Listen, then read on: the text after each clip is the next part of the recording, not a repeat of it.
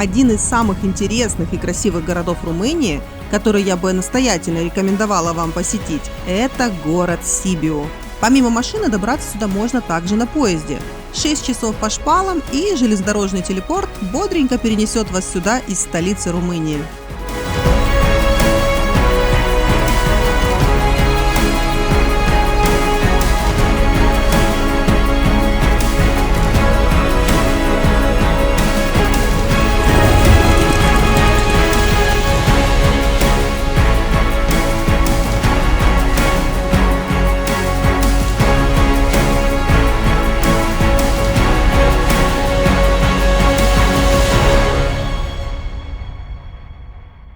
Много веков Сибиу был лидирующим городом не только Трансильвании, но и всей Румынии.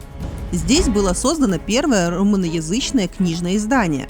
Открылась первая в истории румынская больница.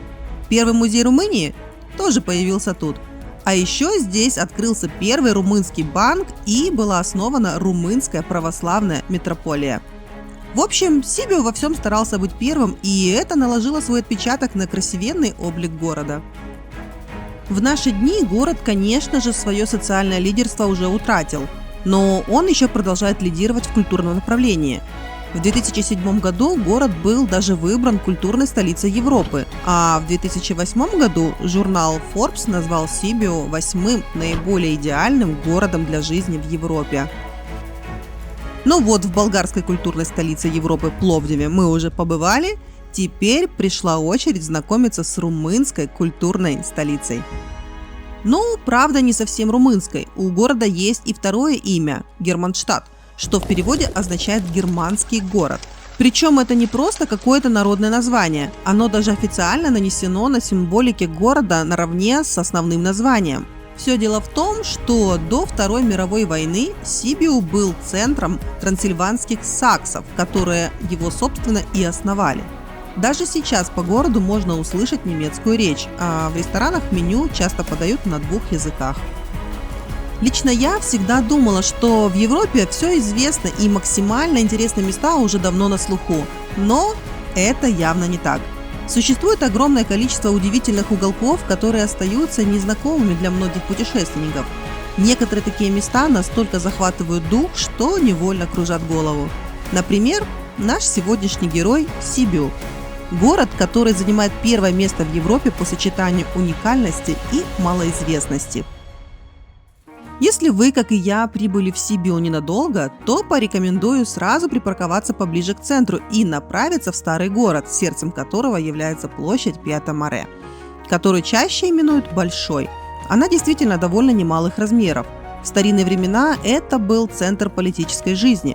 Тут проводились народные собрания, ярмарки и даже проходили казни. В социалистическую эпоху коммунисты, опасаясь протестных движений, даже превратили площадь в парк. Мыслили примитивно – нет площади, нет где собраться Майдану. Судя по судьбе диктатора Чаушеско, это им не помогло.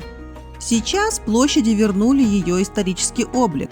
Фактически теперь это большой, пустой каменный прямоугольник, по центру которого размещен старинный фонтан. В обычные дни здесь не очень многолюдно, и из развлечений разве что возможность покормить голубей и полюбоваться старинными зданиями. Совсем иной вид площадь приобретает во времена многочисленных праздников и фестивалей. Ну и, собственно, она прекрасна в период рождественской ярмарки. На площади также разместилось несколько кафе, местная ратуша, красивенная церковь Святой Троицы, а также башня Советов, на которую можно взобраться, чтобы осмотреть город с высоты. А посмотреть здесь действительно есть на что. Старинная красная черепица, клубящийся по равнинам туман и просто обалденный вид на горы. Ну а изюминкой площади можно назвать дворец губернатора Трансильвании, перед которым установлен памятник. И кому же вы думаете? Да-да, тому самому Сэмюэлю фон Брукенталю, в летней резиденции которого я буквально час тому завтракала. Как и в летний дворец, сюда также можно попасть. Только в отличие от предыдущего нашего героя, в этот раз здесь расположен не отель, а музей. Обычно я не фанат музеев, но в этот раз пришлось заглянуть. Нужно же узнать поближе о мужчине, в чьей постели я сегодня провела ночь, а то прям неудобно как-то. Вход в музей платный, но, правда, не для всех. За что отдельное спасибо Румынии, которая в такое тяжелое время активно поддерживает Украину. Музей искусств Брукенталя впервые открыл свои двери для посетителей в 1817 году с 1090 картинами из личной коллекции барона. Скажу по секрету, что здесь вы можете увидеть шедевры Брайгеля, Рубенса и Тициана в свободном доступе и без толп туристов. Это один из самых больших музеев в Восточной Европе и второй по количеству экспонатов в Румынии, проигрывая лишь Национальному художественному музею Бухареста. Он состоит из 4 отдельных зданий, а задний двор раньше и вовсе был местом для пыток и казней. Место очень атмосферное, рекомендую сюда заглянуть. Ну а я вынуждена сворачивать свое восторгание живописью и возвращаться к осмотру города. Сразу за стенами ратуши начинается вторая, не менее интересная площадь – Пьяцца Мика, ну или же Малая площадь. Попасть туда можно, пройдя через одну из кирпичных арок или же через основание колокольни католической церкви. Тут свободного места уже поменьше, зато побольше кафе и магазинчиков. А еще здесь есть небольшой лежачий мост, который больше известен под названием «Мост лжецов».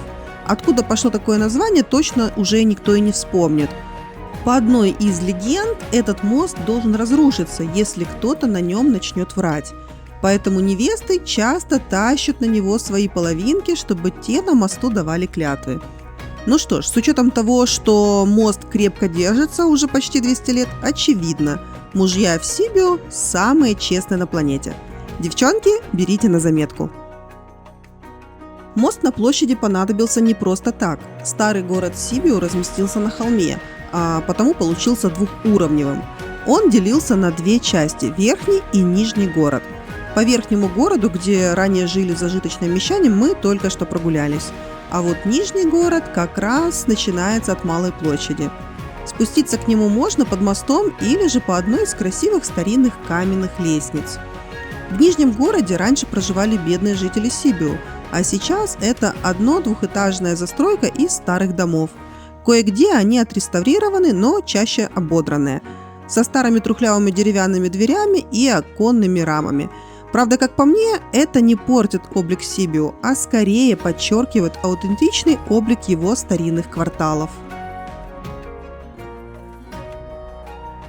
Если пройти по мосту на вторую сторону от Малой площади, то дорога приведет нас к самому красивому зданию города – собору Святой Марии.